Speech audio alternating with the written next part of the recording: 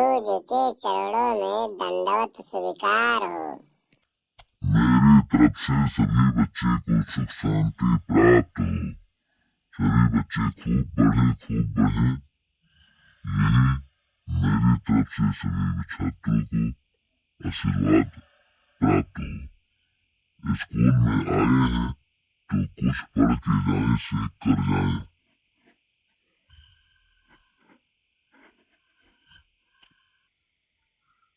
और सभी बच्चे अपने अपने सीट पर बैठ जाएं।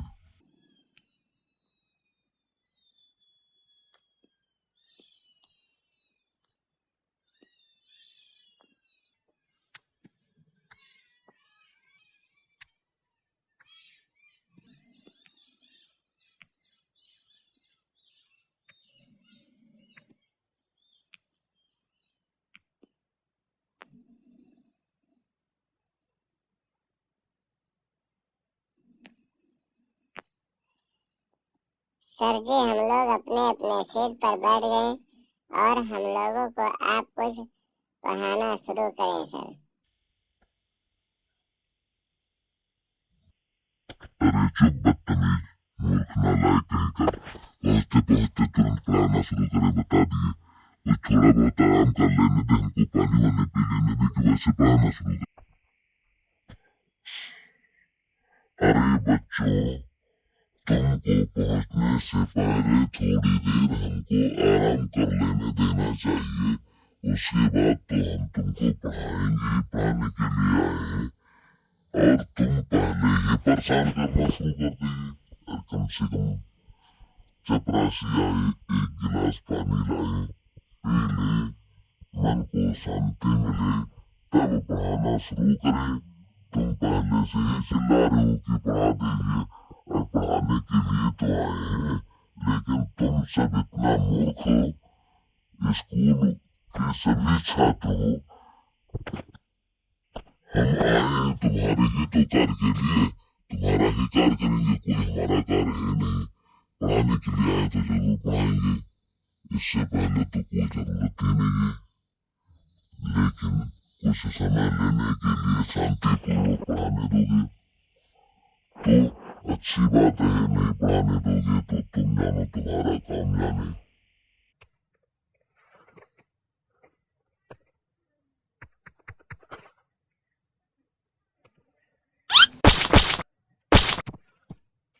ठीक है सर जी, हम लोगों से गलती हुई जो आपसे पूछ लिए हैं। आपकी जब मर्जी तब पढ़ाएं, हम आपको मना करने वाले थोड़ी हैं। क्योंकि आए हैं तो जरूर हमको पढ़ाएंगे और हमें आपसे डिस्कस करने की कोई जरूरत नहीं है। तब तक के हम लोग शांत रहेंगे, नहीं बोलेंगे आपसे। सर जी, आए हैं तो आप क्यों नहीं पढ़ाएंगे? जिसके लिए आए हैं वो जरूर करेंगे। आप आए हैं उसके लिए वो कार्य करेंगे, नहीं तो हम नहीं मानेंगे। हम आपसे जरूर बात करेंगे। जब तक की बात नहीं करेंगे तब तक की बात समझ में नहीं आएगी। हम फीस देते हैं, वैसे नहीं पढ़ते हैं, तो आपको पढ़ाना ही पड़ेगा। ये थोड़ी है आप मनमानी कर सकते हैं, इच्छा हो पढ़ाए, इच्छा हो न पढ़ाए। अरे हम पैसा देते हैं, विद्यालय आते हैं, मेहनत करते हैं, और आप आए पढ़ा दिए बस हो जाता है। ये कोई बात हुई? आपको पढ़ाना पड़ेगा तुरंत अभी, और इसी वक्त पढ़ाना पड़ेगा। हम पढ़ के तभी जाएंगे, इसमें कोई दिक्कत नहीं होनी चाहिए, और हम लोग पढ़ेंगे भी आपसे अभी और इसी समय। अरे चुप बदतमीज, छोटा बच्चा है फिर भी इतना खोटा है। अबे तेरे बोली पर गोली मार देंगे, नहीं मानेगा तो। रुक, तेरे को मैं बता रहा हूँ। मैं बार बार मना करता हूँ, तू नहीं मानता है।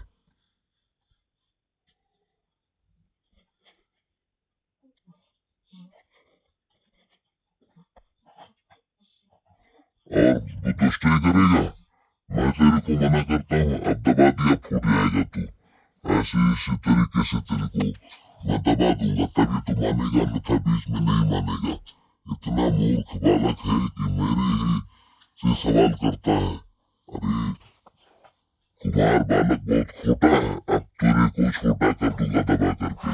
जैसे बोलेगा तुरंत गोली मार दूंगा तेरे पैर में गोली, बोले के साथ में गोली। और तुम्हें पढ़ाऊंगा जरूर, लेकिन इसी तरीके से पढ़ाऊंगा।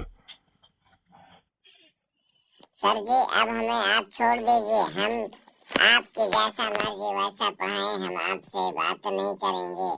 और हमसे गलती हुई जो आपसे पूछ लिए, मैं दबा जा रहा हूँ। सर जी मेरे सांस फूल रहे हैं, आप मुझे छोड़ दें तभी तो हम पढ़ पाएंगे, नहीं तो दब कर हमारा प्राण चला जाएगा इसी क्लास में। और आप हमें छोड़ दें।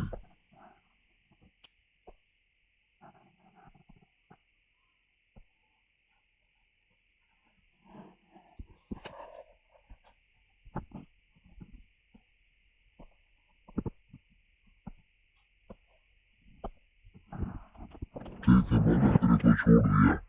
और अब तुम दुष्टई करेगा, जिसको मैं उसके बोली पर तुरंत उसको घुमा के कचर के मारेंगे और उसको मारते मारते उल्लू बना देंगे। साथ में जो बीच में बोलेगा उसको गोली पैर में लगेगी। और तुम क्या चाहते हो ये हमको बताओ। मेरे स्कूल के सभी छात्र क्या पढ़ना चाहते हैं ये हमारे बच्चे बताएं और हम उनको पढ़ाना शुरू करें, क्योंकि अब समय बहुत हो गया, कुछ पढ़ा दिया जाए और हमारे बच्चे आगे की ओर खूब पढ़ें, खूब बढ़ें। सर जी आपकी जो इच्छा हो सो हमको पढ़ाएं। आप आए हैं तो हमको अच्छी चीज ही पढ़ाएंगे, बताएंगे, क्योंकि ऐसी पढ़ाई तो विद्यालय में होती ही है, जो आप हम लोगों को अच्छी शिक्षा ही देंगे। कोई अपने छात्र को अपने स्कूल में गलत शिक्षा नहीं देता है, तो सर जी आप हमको कैसे देंगे? आप तो हमारे गुरु हैं, फिर भी हम आपके आतंक से डरते हैं। आप जो शिक्षा देंगे अच्छा ही देंगे, हम उसको अब स्वीकार करेंगे, क्योंकि हम पढ़ने के लिए आए हैं, ज्ञान सीखने के लिए आए हैं। जो बताएंगे वो अच्छा ही बताएंगे, तो आप पढ़ा दे वही हम लोग पढ़ेंगे और पढ़ लिख करके भी जाएंगे, वैसे नहीं जाएंगे। तो जो सर इच्छा हो सो पढ़ा दे।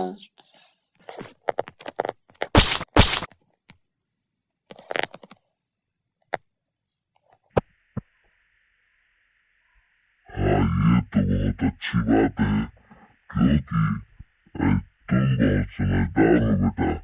और जो बच्चे अच्छे होते हैं उनको डिस्कस करने की कोई जरूरत नहीं होती है। और हम तुमको पढ़ाएंगे तो अच्छी चीज ही तो पढ़ाएंगे, जिसके लिए आए हैं।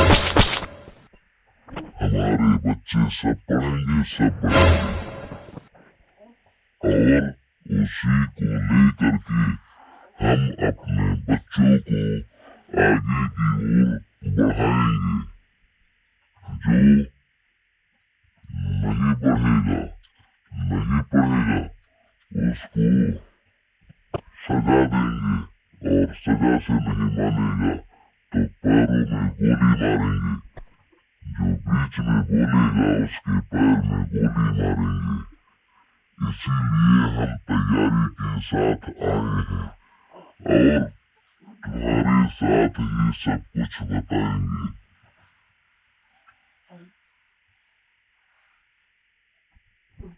हाँ सर जी, इसलिए तुम मास्टर बीच में डिस्टर्ब नहीं की। इच्छा करो, इच्छा करो, ये हमें मांगी होकर का दुर्लभ आप जो बताएंगे हमारे अच्छे, हमारे अच्छा ये बताओ हमें उस आप करो, निश्चित आप जो पढ़ाएंगे वो पढ़ाएंगे, बताएंगे, ये बताएंगे। जब आप हर पढ़ाएंगे पढ़ाएंगे इसमें बोले तो बोले जमाई से लंबा थोड़ी लंबा है पढ़ना है पढ़ लेंगे जैसा आप जैसा बात करेंगे वैसा हम भी करेंगे आज के हम बच्चे हैं कल के विश्वविद्यालय से विद्यालय बनेंगे घर बनेगा आप जैसा आप करेंगे वैसा हम करेंगे आप नाम रोशन करेंगे देश वैसा देश और किसी प्रकार को बात नहीं होगी आप जो इच्छा हो सो करें आपके सारे चढ़ाने लेकर आपको पालन करेंगे जब हमारे साथ आप जैसा चाहेंगे वैसा ही होगा हम सभी छात्र एक दूसरे के साथ हैं वर्षक और आप हाथ में क्योंकि हम सबका भला का विकास के हाथ में है और चाहे आप चाहे तो विनाश करें क्योंकि अगर आप हमारे से लगा करेंगे कुछ ऐसे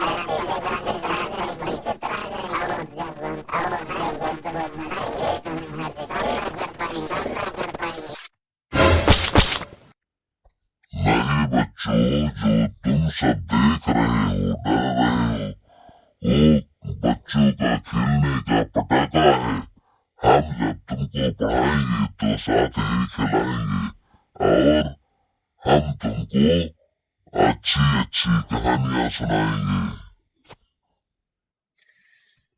सर जी सुना दीजिए, हम लोग कहानी ही तो सुनना चाहते हैं, जो हमारे समझ में आता है वही तो। कुछ भी हो, अगर हमको कहानी के रूप में पढ़ाया जाए तो वो बहुत जल्दी याद होता है।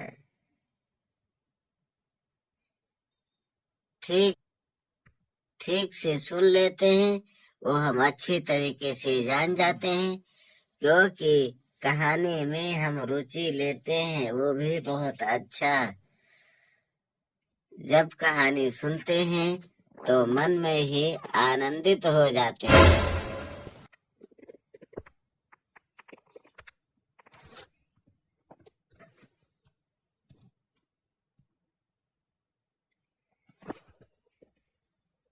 सर जी कहानी तो बहुत अच्छी होती है, इसे सुनाएंगे तो हमें याद हो जाएगा और हमेशा भी याद रहेगा।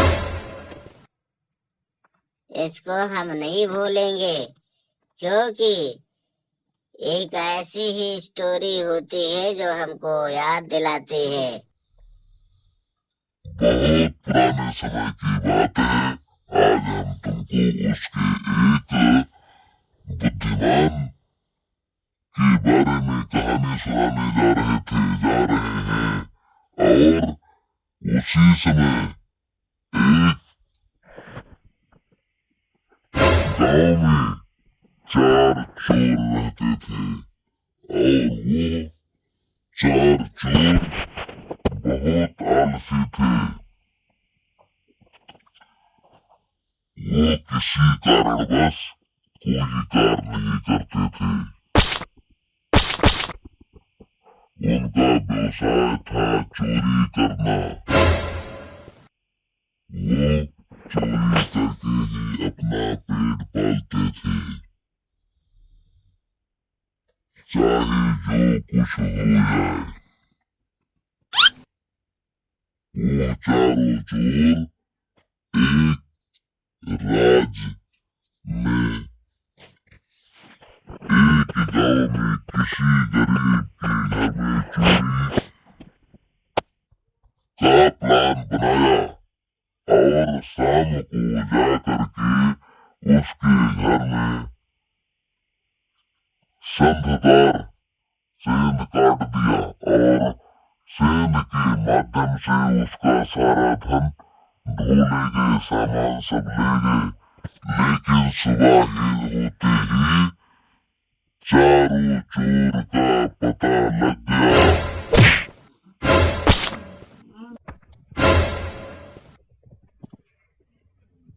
सर जी, इसमें कौन 4 चोर हैं? उनको नाम बता दीजिए सर, और उनको तुरंत गोली मार दीजिए, क्योंकि स्कूल में पढ़ने आते हैं कि चोरी करने आते हैं। और स्कूल में काम पढ़ना है, चोरी करना नहीं है। उन चारों को आप तुरंत गोली मार दें, ये हम चाहते भी हैं। और आप गोली मार देंगे तो वो शांत हो जाएंगे।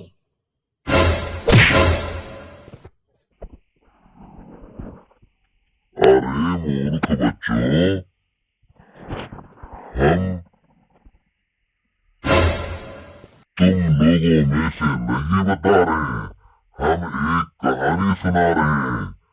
जो 4 चोर थे, संधदार मतलब सेंध के द्वारा उस व्यक्ति के घर में चोरी किया, और चोरी के प्रातः काल वो चारों चोर का पता चल गया।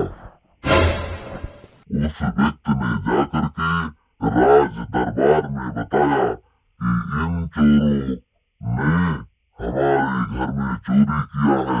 चोरी करते समय इनको प्रातः हो गया और हम लोग इनको पकड़ लिया है, राज दरबार में हाजिर किया गया। तो राजा जब बैठे राजमहल में फैसला करने के लिए, तो उन 4 चोरों को फांसी की सजा सुना दी। 3 चोर को तो फांसी हो गया, लेकिन जो आखिरी चोर बचा था, तो उसने बताया जल्लाद से कि है जल्लाद, तुम मुझे फांसी नहीं दे सकते हो। कहा तुमको क्यों फांसी नहीं दे सकते हैं? अगर तुम्हारे 3 साथियों को फांसी हो गया तो तुम्हें भी फांसी होगी। उसने बताया नहीं, हमारे पास एक विद्या है, उसको राजा से बता दो, सीख लें, नहीं तो उनको विद्या मेरे साथ चली जाएगी, समाप्त हो जाएगी, फिर उसको कभी नहीं तुम पा सकते हो। जल्लाद ने कहा अरे चोर तो हमें मूर्ख बना रहा है, तो फांसी से बचना चाहता है। कहा नहीं, अगर तुम राजा से नहीं बताओगे तो तुम्हें राजदोष लगेगा, और तुम जाकर मेरा संदेश राजा से बताओ। जल्लाद ने बताया जब तुम फांसी से बचना चाहते हो इसीलिए बहाना बनाते हो। तुरंत चोर ने कहा नहीं, तुम जाकर राजा से यह संदेश मेरा बताओ। जल्लाद ने जाकर राजा से बताया आपूसर को चोर ने बुलाया है। राजा ने कहा क्यों बुलाया है? उसने बताया कि उसके पास एक विद्या है जो आपको बताना चाहता है। कहता है कि अगर हम मर जाएंगे तो हमारे साथ नष्ट हो जाएगा, इसीलिए उसको आप सीख लीजिए। तुरंत उस व्यक्ति ने कहा, राजा ने कहा उस व्यक्ति को हाजिर किया जाए। जल्लाद ने उस व्यक्ति को राजा के पास लाया और पूछा व्यक्ति से, हाँ तुम बताओ कौन सी विद्या जानते हो, क्या जानते हो जो तुम्हारे साथ चला जाएगा, और उसको तुम जरूर बताओ। चलिए हम तुम्हारी बात मानते हैं।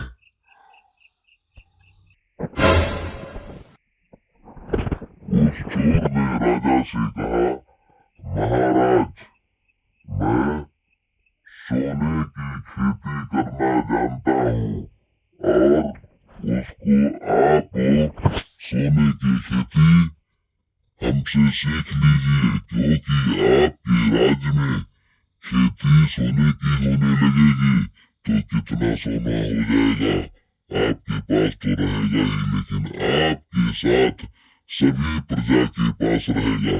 जब सोने की खेती हो जाएगी तो क्या दिक्कत है? राजा ने कहा, ठीक है, तुम बताओ। कहा, सर, अगर ऐसा नहीं होगा तो हमको कुछ समय दीजिए, उसके बाद में हमको फांसी दे दीजिएगा। तुरंत चोर ने बताया, सर, जिस प्रकार से गेहूं के दाने होते हैं, ठीक उसी प्रकार से सोने के छोटे छोटे उतने दाने जैसे टुकड़े बनवाया जाए। राजा ने तुरंत आदेश दिया और एक सुनार आया, उसने उसी प्रकार से दाने बनाकर तैयार किया और जब दाने तैयार हो गया तब चोर को तो बोने के लिए आदेश दिया कि ये लो और तुम इससे सोने की खेती करके दिखाओ। चोर ने बताया, हे राजन, हम तो चोर हैं, खेती होगी और इतनी अच्छी होगी जिसकी कोई बात सीमा नहीं होगी, लेकिन आप अपने दरबार में उससे बोने के लिए बता दीजिए या बता दें जिसने चोरी कभी नहीं की है।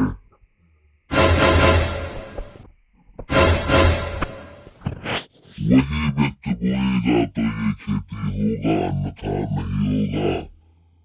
उसने राजा की बात को से कहा और राजा ने कहा, ठीक है।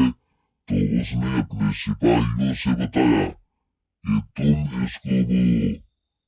तो सिपाही ने कहा, हे राजन, हम नहीं बो सकते हैं, क्योंकि हम लोगों को इधर उधर पकड़ के लाते हैं तो उसमें कुछ न कुछ चोरी इधर उधर में हो ही जाती है, आप तो जानते ही हैं, इसीलिए मैं नहीं बो सकता हूँ। राजा अपने राज्य की जनता को बुलाया और कहा, तुम लोग बताओ इसमें से इसको कौन बोएगा। वहां की नागरिक जनता कहने लगे, हे राजन, जब आपकी मैं खेती करता हूँ तो थोड़ा बहुत जो अनाज अंतिम में बचता है उसमें जो कचरा कचरा होता है उसको हम लोग अपने घर में रख लेते हैं, तो उसमें तो खैर कोई बात नहीं, आपको दे देते, लेकिन वो भी एक चोरी का रूप ले लेता है, तो भला हम लोग कैसे बो सकते हैं। या तो उसको कूड़ा करकट सहित आप स्वीकार नहीं करते हैं कि चलिए छोड़ दीजिए, तो वो भी एक चोरी हुआ, तो हम लोग नहीं बो सकते हैं। राजा ने कहा, चलो ठीक है, अगर तुम लोग नहीं बो सकते हो तो मंत्री से कहा, मंत्री इसकी खेती तुम करो। उसने कहा, नहीं, मैं नहीं कर सकता, क्योंकि मैं राज दरबार चलाता हूँ, तो इधर का पैसा उधर चोरी करके लोगों को देता हूँ, चलाता हूँ, तो इसमें भी तो एक चोरी हुई। भाई किसी का कैसा होगा उसके समकक्ष ना हो तो चोरी ही है, तो इसलिए मैं भी नहीं बोल सकता हूँ। और मंत्री ने कहा, हे राजन, आप इसको बो दें। राजा ने कहा, हाँ ठीक है, मैं इस राज का तो स्वयं रक्षक हूँ, मैं जरूर बो देता, लेकिन हमने तो कोई गलती नहीं की है। लेकिन बहुत पुराने समय में जब मैं छोटा था तो मेरी माँ ने लड्डू रखा था, तो उस लड्डू को हमने भी खा लिया था, तो वो भी एक प्रकार की चोरी हुई। बताइए अब हम कैसे बो सकते हैं। तब चोर ने कहा, हे राजन, आप हमें फांसी कैसे दे सकते हैं, जिसका पूरा जनता चोर, सिपाही चोर, मंत्री चोर, राजा चोर, तो आप हमें फांसी कैसे दे सकते हैं। और वो चोर अपनी बुद्धि से बरी हो गया, उसको चोरी नहीं हुई, उस फांसी नहीं हुई, वो चोर बच गया। और सभी दर्शकों से निवेदन है कि आप लोग हमारी वीडियो को लाइक करें, सब्सक्राइब करें, शेयर करें, देखते रहें। चार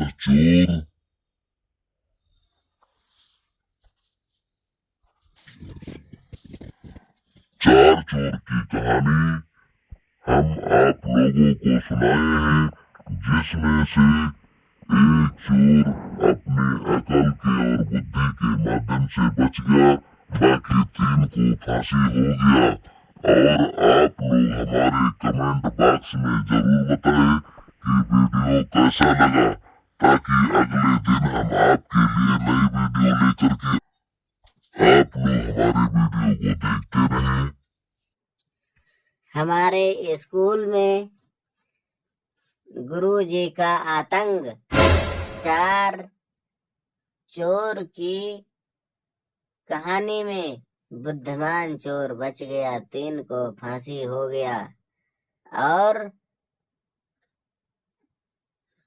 हमारे कमेंट बॉक्स में आप लोग जरूर बताएं कि ये वीडियो कैसे लगा, ताकि अगले दिन हम आपके लिए नई वीडियो लेकर आए।